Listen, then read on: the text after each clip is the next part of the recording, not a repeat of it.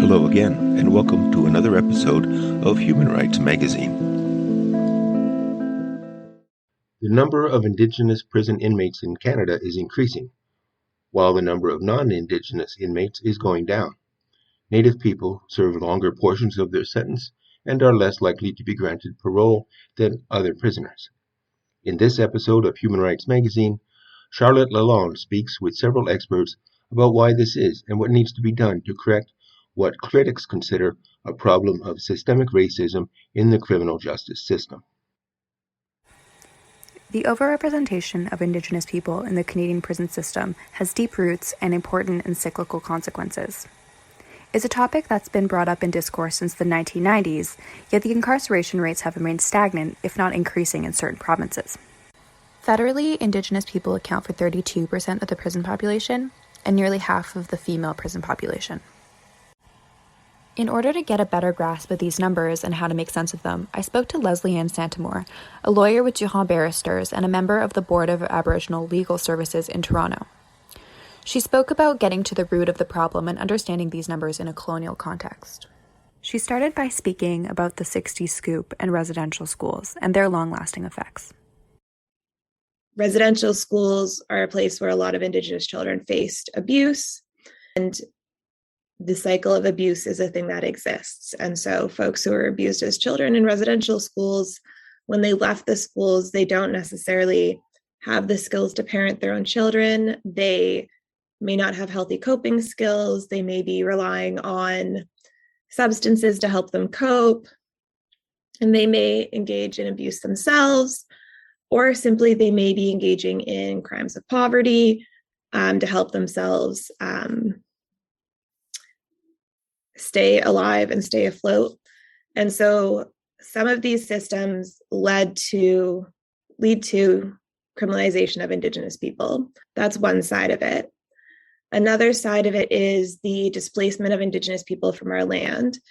If you look, for example, at a community that has traditionally relied upon their traditional foods, access to harvesting, hunting, fishing, things like that, when they are displaced, they are losing access to healthy food, and that can result in folks having to leave their communities, come south for jobs and things like that, which, if they don't have the necessary support, can result in experiencing homelessness, which is so often also criminalized.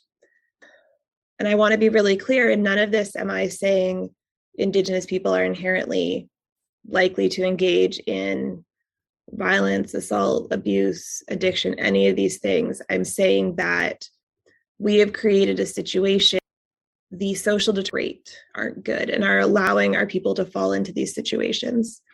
And these situations are things that have been criminalized. As well, I think it's also important to recognize that government jurisdiction plays a role. Status Indians are not covered provincially for healthcare. They access healthcare through the federal government. And this can make things complicated because if they require access to certain healthcare, which may mean being brought south for certain types of treatment, doesn't always mean they'll be taken back north. People can be left stranded in cities where they've been accessing healthcare, or if they have engaged with the criminal justice system and they've been placed in a prison somewhere that is not near their community, if they're from a remote community, for example, when they're released, they can be left stranded. And leaving people in such vulnerable situations also does not help. And so that's a little bit of some of the many things that are contributing to a really complicated problem. Having established a context for these statistics, Leslie Ann shifted towards a more legal standpoint, explaining the ways that courts deal with Indigenous people. She spoke to me about how using traditional metrics and traditional punishment can be problematic as Indigenous people have different circumstances. She then explained different initiatives that aim to be more culturally specific, including the work done by Aboriginal Legal Services, as well as Gladue reports. And particularly if a sentence is not involving incarceration, if it's being served in the community and things like that, there are a lot of kind of typical conditions that are really problematic when it can come to Indigenous people. For example, sometimes what courts can do is have people serve their time incarcerated on weekends to allow them to continue to hold a job during the week.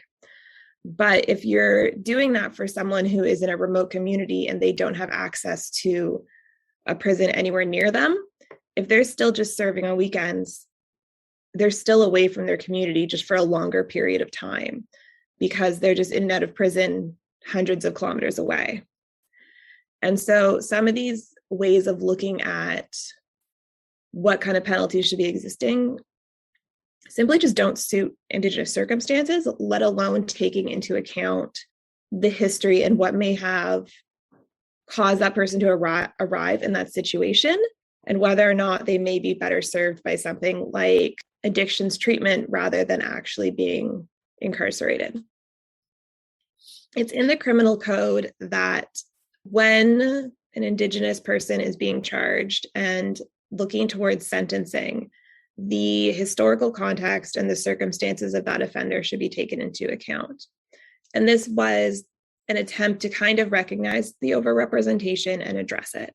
And this part of the criminal code, this law, was interpreted in a decision by the Supreme Court. That was the Gladue decision, which is where the phrase Gladue reports come from. And unfortunately, they can't prevent a conviction.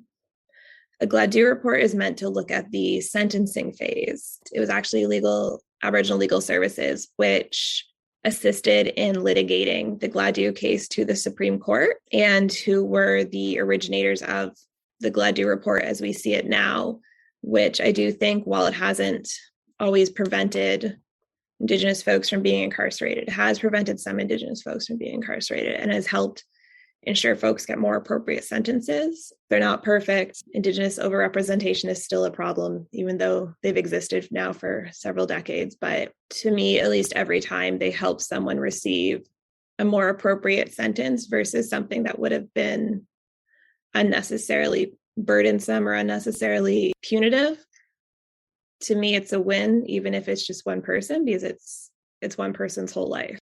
Aboriginal Legal Services is a legal aid funded clinic. We do provide a variety of forms of legal services to clients, which I think is so important and something that I know we're not the only Indigenous service that provides this. There's also, I believe, Anishinaabe Aski Nation in Northern Ontario has legal services as well. And I think it's so important to have these legal aid options and legal services that can provide culturally appropriate services, because they can be living in circumstances and in a context that's so different from most people in Toronto. Just having the crucial support for folks is so important to even be able to understand or access diversion services or Gladue reports or anything like that. We serve a lot of folks who are experiencing homelessness or who have unstable housing, and that can make Zoom calls and phone calls and things like that really challenging. And so I think having someone who is physically present and just there to answer questions and help people, even if it's not perfect because, it's not their designated lawyer, I think it's still a really important piece of making that connection and helping answer some questions that can lead to other types of services for these people. An aspect of what we do that I think is also really important is we do a lot of inquiry work. And so in certain circumstances, if someone passes away in the custody of the police or while incarcerated, in certain circumstances, it can result in an inquiry being done into what happened, what was the circumstances. A more well-known inquiry that folks might be familiar with that we were involved with was the inquiry into the deaths of the 7 Indigenous high school students in Thunder Bay. So situations like that where deaths or injuries occur, institutions want to understand what happened and be able to answer those questions and look into it and make recommendations. And so when there's an inquiry being done, whether it be police custody, someone who is incarcerated, things like that, it's also, I think, a really important opportunity to be looking at what are Indigenous people experiencing in the justice system? How are they being treated? How are they being interacted with? What role is discrimination continuing to play? We put out an annual report card on the recommendations and what is being met and what is being done. And those do include recommendations that were made to the Thunder Bay Police Services. So I think not only being involved in that inquiry and representing several of the families, but being able to continue to hold these institutions to account to the recommendations that come out of these inquiries, I think is so important as well. I then spoke to Emily Coyle and Sherry Pronto from the Canadian Association of Elizabeth Fry Societies, an organization with the aim of working towards a world without prisons. Emily Coyle is Executive Director and Sherry Pronto is Advocacy Liaison. Sherry has experience in the Canadian prison system, having been incarcerated for 17 years before being released on parole. She spoke to me about her time in prison, as well as the circumstances leading up to her incarceration. And she and Emily engaged in a really interesting and nuanced conversation about the usefulness of healing lodges and how we can move forward with that kind of idea. Growing up, I never really knew my ethnicity. I didn't know, what kind of Native I was. I was never raised on the reserve. I always make jokes and stuff. I was like, I'm a urban Indian. I was always raised in concrete, what I call the concrete jungle, which is basically the cities of this country. So as I grew up, with a lot of alcoholism. My grandparents, my grandmother was in residential school from the time she was 7 until she was 19. Growing up, there was a lot of alcoholism and violence and crying and just a lot of dysfunction, but function, when they weren't drinking, they took care of us, they kept us alive, they clothed us, tried to get us to school on time. Growing up, I didn't realize it, but when it comes to the missing and murdered Indigenous women, my mother happened to be one of those women, that went missing. And unlike most of the stories out there, she was found pretty quick. So she was found a few days later, murdered. So that's a whole other story. So my whole history from that comes is that I didn't know my traditions. I didn't know who I was. I got sentenced for something that didn't belong to me, not all to me anyways. And I was always maximum security. That's another thing. When I went into prison, I stayed in maximum security for almost 7 years. It was just, I guess, being young, being who I was, being the type of way I grew up, street crime, gangs, alcoholism, like I said, violence. It was just very violent childhood. Going into prison, you go in with that type of reputation and that type of background. They just automatically put me in maximum, kept me away from everybody else. I was dangerous. Mind you, I was only 16 too, by the way. It was only in the prison system where I was introduced to ceremonies, teachings. They had spiritual advisors come in, elders helpers, and to teach us these types of things. Final opportunity to be transferred to the Healing Lodge with the Okamaochi Healing Lodge in Maple Creek, Saskatchewan, and medium minimum prison for the Indigenous women. And it was interesting in those early days because they would have different elders that would come from different parts of the world, and it was supposed to be this new thing. They were teaching us about ourselves, and they brought into a new aspect of healing to the journey, because in prison there is no healing, there is no rehabilitation. It's punishment, it's isolation, it's more isolation, and they keep pressing you for, if you don't wake up on time, you don't get your job. So it's constant, it's brainwashing. It's if you don't do this, it's punishment. You got to struggle for pay. You got to struggle to make ends meet, to have canteen in 2 weeks, to have what you need. It's just, there is no healing. They have a list, corrections has a list of programs that tell you how you're supposed to act and how you're supposed to respond. And if you don't do it, then you don't get the good reports. And it's in the correctional papers and the community assessments and the psychological assessments and stuff like that, where that's where our life begins and ends. Those of us that don't belong in there struggle to get out. We struggle to have the help that we need. The Healing Lodge was a good thing at that time when I was, for me, it worked for me in a way that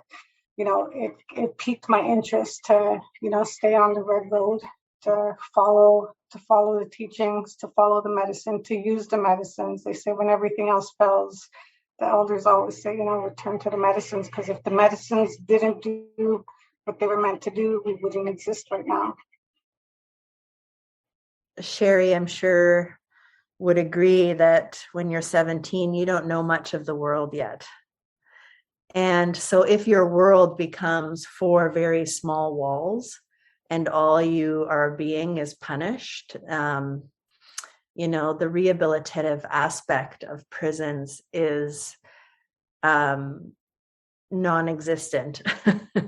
And so where people are able to find rehabilitation inside those walls is really thanks to their own strength and their own abilities to find pieces that will help them in their own journeys.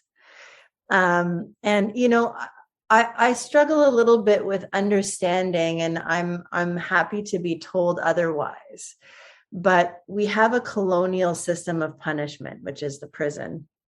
And we're trying to mesh it with Indigenous traditional practices, which are supposed to be healing. And so we're layering healing onto punishment, which in my mind doesn't match. Like there doesn't seem to be a correlation, or there is no opportunity, as Sherry said, for healing in that kind of context.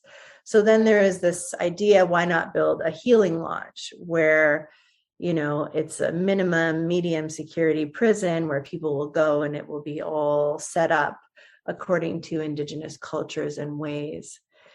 And I wonder to myself, if all of these people were able to access all of this type of healing and support in another setting where it wasn't a prison setting, where you weren't being punished, where you weren't being required to abide by the rules, or else you would lose any type of privileges you had.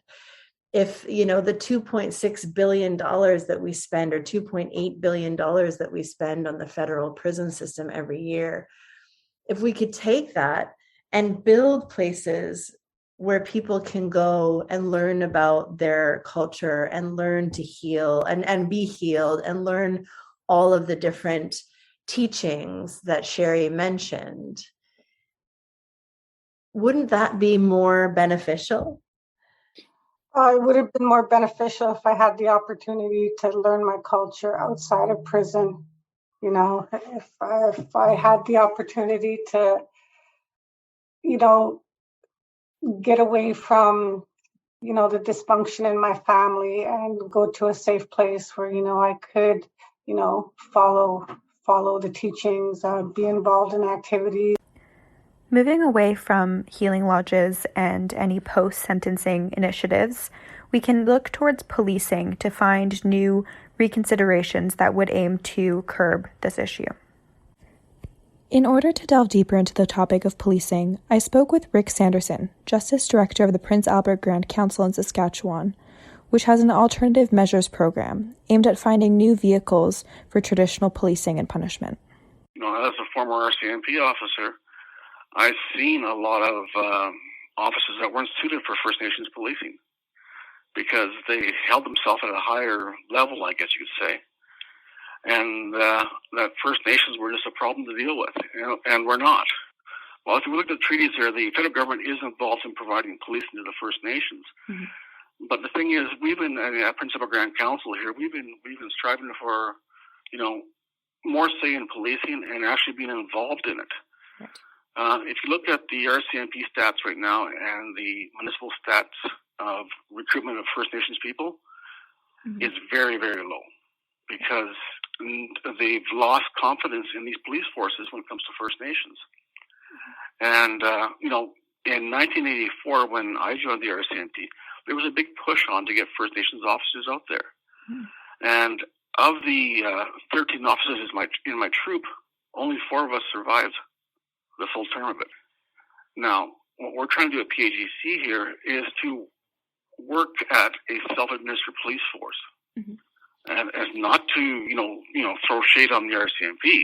They do what they can when they can, and they are also cut back in manpower and resources and stuff like that. But we've had a few cases where it's been proven that First Nations involved in the actual policing really works. For example, 2 years ago, the provincial government here funded the Pelican Arrows band, which is the Peter Ballantyne band, to have peacekeepers or security guards working in that community. Mm-hmm. And I talked to the RCMP officer up there, and he said it's been great. It's working. The violence is going down, the crime's going down. Mm-hmm. And then that program was funded for 1 year, and it was cut off. All right. Mm-hmm. So that was something that proved it worked. And we've been pushing for this for a while, is having peacekeepers in our communities. The conversation around community policing is a very dynamic and ongoing one, increasingly being brought up over the past few years. Many people, such as Rick, view it as an important means of protecting their own communities in a way that police officers wouldn't be able to offer. Others, including Emily Coyle, aren't staunch advocates for it. Rather, she views it as existing within a sort of colonial framework in the same way that a healing lodge might. I think a lot also about policing on, community policing initiatives on reserve.